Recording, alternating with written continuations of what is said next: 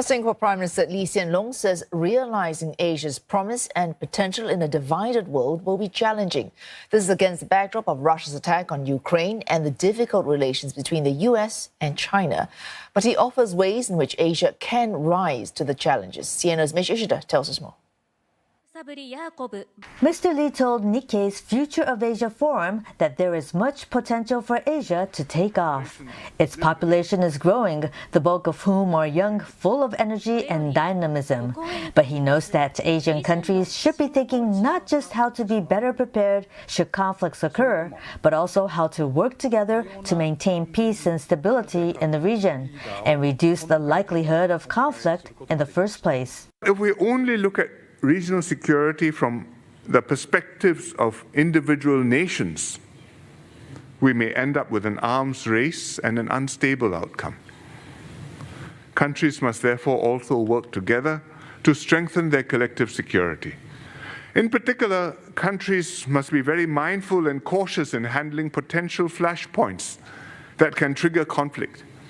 For example, on the Korean Peninsula, in the Taiwan Strait, in the Senkaku or Diaoyu Islands, or on the South China Sea. Mr. Lee says security cooperation must also be complemented by tangible and mutually beneficial economic cooperation.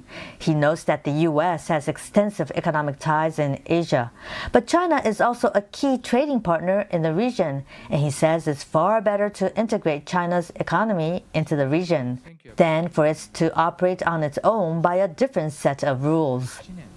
It's natural for some countries to be closer to one side or to the other, but most countries would prefer not to be forced to choose between the US and China. There will be no good outcome if Asian countries are split between the two camps, each siding with one or the other. A more stable and less tense configuration is for the two powers to have overlapping circles of friends. Mr. Lee said Japan has a major role to play in regional affairs. Japan is a leading investor in Asia and a strong advocate for regional trade liberalization.